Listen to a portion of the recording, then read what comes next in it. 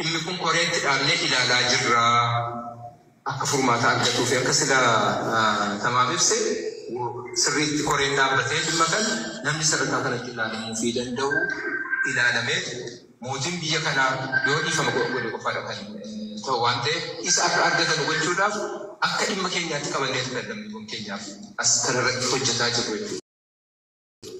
Kanaaf kana lammiiwwan keenya biraan gahuudha qabdu kanatti murabbaa dabalamu qalbii jaraas dhimma lammiiwwan keenyaa kan hubatanii wanta kan keessatti furmaata ni argatu jennee isarratti hojjetaa jirra waan ta'eef kanarratti wal gargaaru kanarratti hojjennee hojjennu dhumarratti fala argataa jennee abdii goonamsi murteen garuu murteessuu kan danda'an harka jaraa jira jechuudha. Mootii biyya kanaa jira.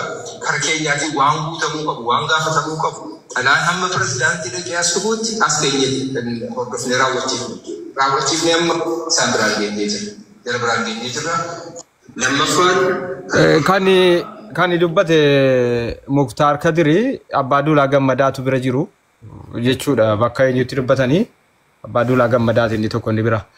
Ofiiyyuu dhaqee mariisisee dhumarratti garuu furmaata argachuu dandeenya. Garuu lubbuu kana ajjeesuuf oolchuu kan danda'u mootummaa biyya kanaati. Yoo inni dhiifama godhe qofadha. Amma dubbii kadhaati malee seerichi biyya kanaan ajjeesiisaa jechuudha. Kadhatamee hafuu danda'a. Xalayaan kun xalayaa kadhaa ta'udha jechuudha. Tokkummaa sun sirri maa bara.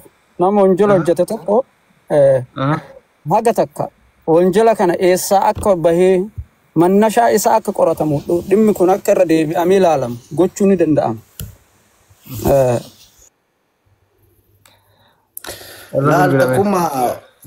Takuma eenyutti hidhata qaba. Ijoolleen kunniin ofii isaaniitii waan kana nagaduudhaaf waan kana godhammoo namatu dirqisiisetti kenna.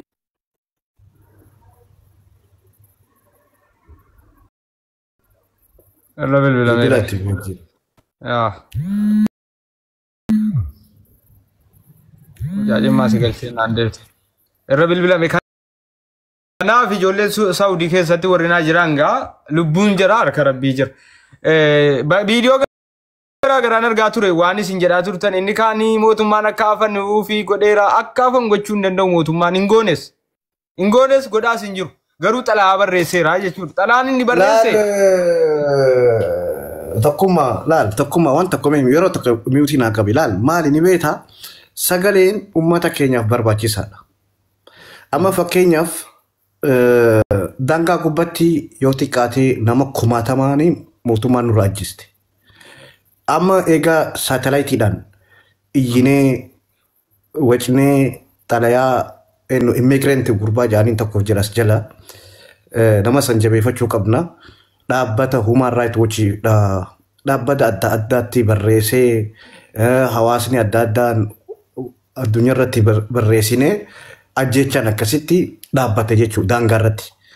Nama keenya unkaan kan waa badhatee miti dhiheenyaan itti dhufanii mataa gubbaa miila gubbaa ajjeessaa jiran. Viidiyoo ni qabna. Saatalaayiti irraa akka buusne jechuudha.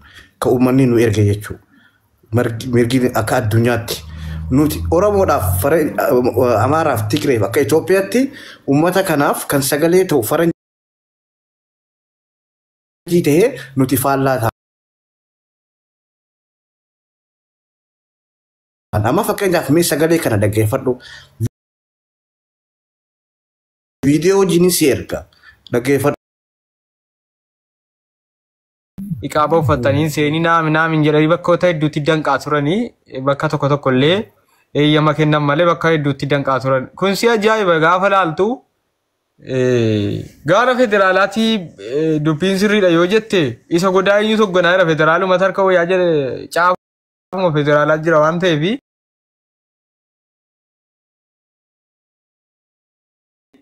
akkamitti ta'uu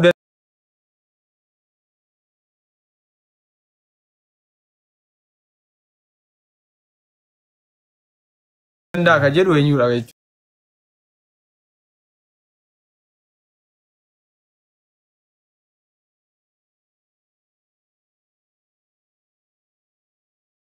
Dandeenya kanaan kan dhufan islaamni akka lammiitti yoom lakkaa'oma jettee yaaddaati. Amma fakkeenyaaf nuti amma islaama qubataa taanee jiraachaa jirra bakka biyya keessattuu namni hijaabaadhaanii lakkaa'amne jiru amma islaamonni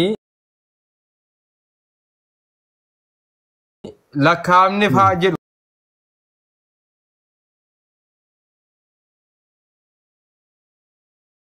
Amma isatti jettu kana namni hundi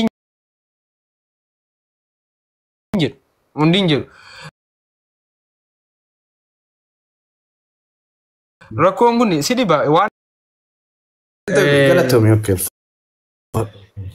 galatoomi kan akkas jennaa mucaa jimmaati yaada qabdaa? Inni xumurra gara xumuraatti eenyu goonaafani? Mucaa jimmaa?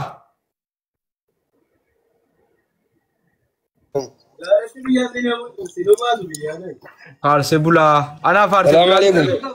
Waalaikum salaam wa rahmatullah. Maal jette rakkootu jira moo nagaadha miti nagal jechaa turte?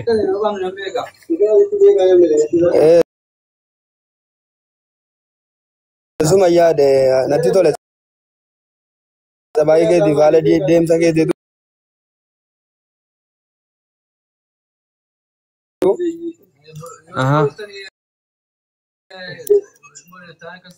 Baay'ee namatti tola. Nama kana lammii ofiitiif hawaasa ofii keessaa qabaachuun.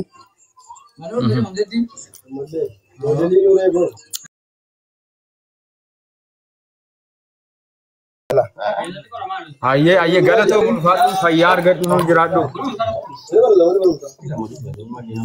Lafa gaariin lafa sangaanuu lafa soogidda maal qorqitee dhatteedhani. Waan gaarii hojjetu biraan attamitti darbanii haa dhoofamu. Ulfaatu galatoomi fayyaa nagaadha. Nagaadha wallaa nagaadha jirra. Naaf jiraadhu waggaa 1000. Isinillee nuuf jiraadhaa ulfaadhu galatoomi tole. Akkami waa'ee masgiidaa kana irratti baay'ee natti tole. Masgiida ijaaramuu eegalee amma inni gubee seenyudha ijaaruu eegalameera waan ta'eef amma gara ijaarsaatti bobba'uudha. Qayyirumaa fi qayyaruufi argitee? Qayyaruufi dhagaadhaan qayyaruufi. Laakkas waa wayii qayyirumaaf ta'a. Qayyirumaafi bakka qamaa waa wayii ilaalaafanii. Ishee okay. Ayyee.